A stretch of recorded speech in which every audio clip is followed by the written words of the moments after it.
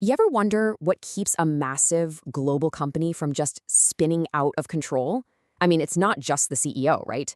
Well, there's this powerful, kind of invisible rulebook called corporate governance, and it's what directs how the entire corporate world operates. So let's pull back the curtain and see how this whole thing actually works. All right, here's our game plan for this explainer. We're going to start by nailing down what corporate governance actually is. Then we'll meet the key players who make the system tick. After that, we're diving into two landmark U.S. laws that completely rewrote the rules for everybody.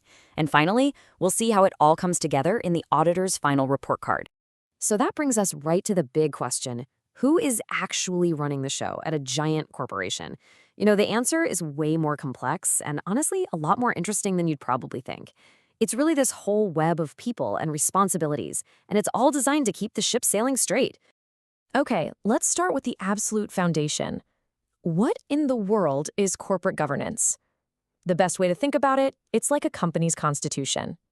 So the official definition calls it the combination of people, policies, procedures, and processes that steer a company toward its goals. That'll make sense. But the most important part of that whole sentence is the very last word, stakeholders.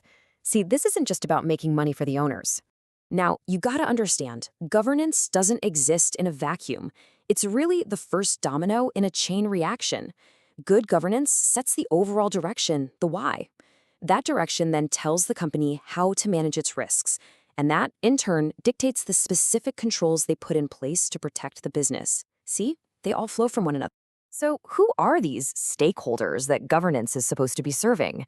Well, it's a huge group. I mean, of course, you've got the shareholders, the owners, but it's also the employees, the suppliers, and the customers. And it goes even wider than that to government regulators and the entire community where the company does business. Good governance has to somehow balance the needs of all these different groups. Okay, so if governance is the system, the constitution, who are the people actually running it? Let's meet the key players and figure out who does what. Right at the top, you have the board of directors. They're setting the big picture strategy. They have the ultimate, final responsibility. Now, turning that strategy into reality, that's the job of senior management. They handle the day-to-day. But here's where it gets really clever. There's a special subcommittee of the board called the Audit Committee. Its whole job is to act as a firewall, to make sure the company's auditors are truly independent and can do their work without any pressure from the same management they're supposed to be checking up on. This leads us to the tools management uses, which are called internal controls. Now, according to the main framework for this stuff, COSO, internal controls are designed to provide, and you have to catch this phrase, reasonable assurance, not absolute assurance. This is so critical. No system is perfect, right? The goal isn't to get rid of every single risk. That's impossible. The goal is to manage it smartly. Okay, so we've got the concepts down. Let's see how this stuff gets enforced in the real world. We're going to start with a major piece of U.S. law that has a truly global reach, the Foreign Corrupt Practices Act, or just FCPA. The FCPA was created to solve one very specific, very big problem: American companies bribing foreign officials just to win business. And the law is crystal clear. It makes it totally illegal to offer or even just authorize a shady payment to foreign officials, to political parties, or candidates, all in the hopes of getting a business advantage.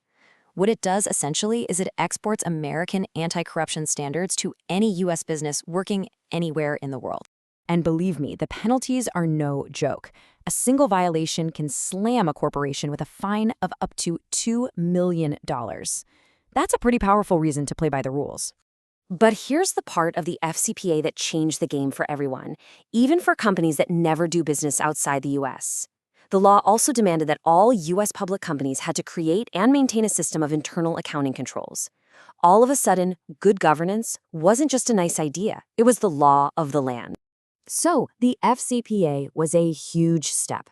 But the next massive leap forward in governance came after a series of absolutely shocking corporate scandals back in the early 2000s.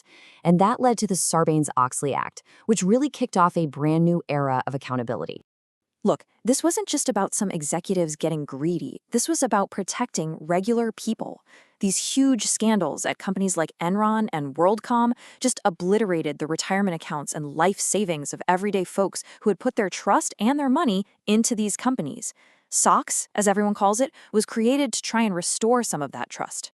The absolute heart of SOX is a part called Section 404. It forces management to do 4 key things in their annual report. First, they have to go on the record and say, yep, we are responsible for our internal controls. Second, they have to actually assess how well those controls are working. Third, they need to say what framework they used to do that evaluation. And finally, and this is the big one, an independent external auditor has to issue their own report on management's work. And here's what that all leads to. Before SOX, an auditor gave one opinion on the financial statements. Are the numbers right? After SOX, for public companies, they have to give 2 opinions, one on the financials and a second, totally separate opinion on the effectiveness of the company's internal controls. The level of accountability just went through the roof. This brings us to our final piece of the puzzle, the auditor's opinion. I mean, after all the governance, all the controls, all the testing, this is the ultimate report card. The easiest way to think about this is like grades in school. The absolute best you can get is an unmodified opinion. That's the A+. It means the auditor is saying, yep, we think the financial statements are presented fairly. The absolute worst is an adverse opinion. That's a big, fat F. It means the auditor found huge, widespread problems and is telling the world these financial statements are not presented fairly. Now, there are a couple of outcomes in the middle. A qualified opinion is kind of like getting a B on your report. It's mostly good, but there's one specific walled-off issue. And then there's something called a disclaimer of opinion, which is basically the auditor handing back a blank report card. They're saying they couldn't get enough evidence to even form an opinion, which, as you can imagine, is a massive red flag all by itself. So there you have it, from the boardroom all the way to the auditor's final report. That's the system of corporate governance in a nutshell. It's this whole framework of rules and accountability, all designed to protect everyone involved. And now that you know the rules of the game, the real question is, could you look at a company's reports and spot the warning signs of one that might be heading for trouble?